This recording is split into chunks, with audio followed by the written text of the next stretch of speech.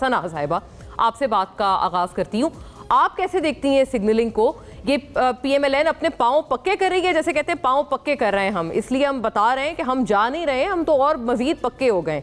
आप इसको सिग्नलिंग के तौर पर कैसे देख रही हैं? और जो हवाओं के रुख की बात की जा रही है, कुछ PTI के बहुत मतलब आइट से वेल इन्फॉर्म्ड लोग ये बात करते हैं कि अब हवाओं का रुख शायद हमारे हक में तब्दील हो रहा है। ऐसी कोई बात है या इनकी खुशफहमी है सिर्फ?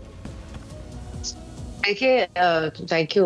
मैं सिर्फ ये कहना चाहूंगी कि ये पाँव पक्के कैसे होते हैं? काबीना की तादाद बढ़ा के तो पक्के होते नहीं हैं, ये तो कारकर्दगी से बेहतर होते हैं, आपकी परफॉर्मेंस से बेहतर होते हैं।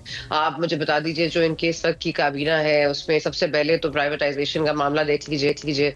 जो अलीम खान साहब है उन्होंने क्या प्राइवेटाइज कर दिया। अब तक 5.9 ट्रिलियन रुपीज का नुकसान हमें स्टेट ओन्ड एंटरप्राइजेस से हुआ है सिर्फ लास्ट ईयर में। शाह खर्चियां तो अलग है लेकिन नुकसानात अलग हैं। फिर आपकी GDP ग्रोथ 0.92% है, उसके बाद भी आप कहते हैं उड़ान पाकिस्तान। तो ये काबीना में लोगों को शामिल करके पीपल्स पार्टी को ये अगर सिग्नलिंग देना चाहते हैं कि हम आपके बगैर भी जी लेंगे तो जरूर जी लीजिए, लेकिन मेरा नहीं ख्याल कि पाकिस्तान पीपल्स पार्टी इस वक्त जो उनकी ग्रीवेंसेस हैं, जैसे उनके पानी को छोड़ देना, उनके पानी का बहुत बड़ा मसला है ऑफ कोर्स। उसके बाद ECC का इजलास बनाना, उनको चीजों में शामिल ना करना। और देखिए, मुआहदे की खिलाफ वर्जी तो इनका शेवा रही है। अभी इरफान सिद्दीकी साहब अभी कुछ देर कबल ही उन्होंने कहा कि बानी PTI से मिलने की बात तो हुई नहीं थी, इसलिए बानी PTI से नहीं मिलने दिया जाएगा। तो ये तो मुआहदों से भी फिर जाते हैं, फिर कहते हैं लिख कर ले आए। ये चार्टर ऑफ डिमांड का जो ये फ्रेज है, ये आया कहाँ से है? और पाकिस्तान पीपल्स पार्टी जरूर चाहती है कि पार्लियामेंट चले, लेकिन मुझे तो फ्यूचर में यही नजर आ रहा है कि ये इनके नंबर्स बहुत कम हो जाएंगे।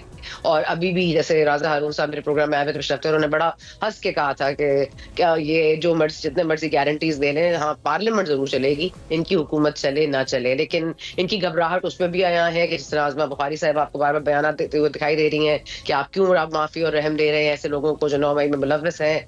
तो कुछ ना कुछ तो है। और ये जो टेबल पे बैठ गए हैं आके दोनों फरीकैन, मेरा ख्याल है इसको अगर रीफ्रेज कर लें कि टेबल पे बिठा दिया गया है दोनों को, तो ये बात है। तो मेरा नहीं ख्याल कि पाँव पक्के नहीं होते काबीना में तोसी करने से। हाँ, आपके जो वज़रा हैं जो नाराज हो जाते हैं या वो बहुत ज्यादा अच्छी क्रिटिसिज्म कर देते हैं PTI पर, ऐसे लोगों को काबीना में शामिल करना अच्छी बात है। दलाल चौधरी साहब बहुत ज्यादा एंटी PTI हैं, उनको शामिल कर लिया जाएगा तो मामला डिफरेंट होंगे। ऑफ कोर्स फिर बैरिस्टर अकील हैं, उनको जाहिर है कोई ना कोई तो चाहिए। और वो सिर्फ मुशीर कब तक होंगे, उनको काबीना में वजीर बनाया जाए। और आपके जो आजम नज़ीर तारड़ हैं वो तो वैसे नजर नहीं आते। तो मेरा ख्याल है कि ठीक है, हर किसी के दो रोल्स हो जाए, लेकिन अब तक की जो काबीना है उसकी अगर परफॉर्मेंस देख ली जाए तो मेरा ख्याल है, जिस तरह मैंने आपको बताया, privatisation is just one example. बाकी आप मुझे बता दें, अगर किसी आप मतलब देख लीजिए शिजा फातिमा ख्वाजा साहब को देख लीजिए, जो माशाल्लाह इंटरनेट का ही नहीं बता सकती कि मछलियां हमारी ही क्यों जो तारे हैं वो खा जाती हैं। पता नहीं मछलियों को कैसे पता होता है पाकिस्तान के इंटरनेट की तारे उसको खा जाओ। तो ये तमाम तर चीजें जो है, ये तमाम तर चीजें पहले तो ये अपनी काबीना को वर्केबल तो कर लें,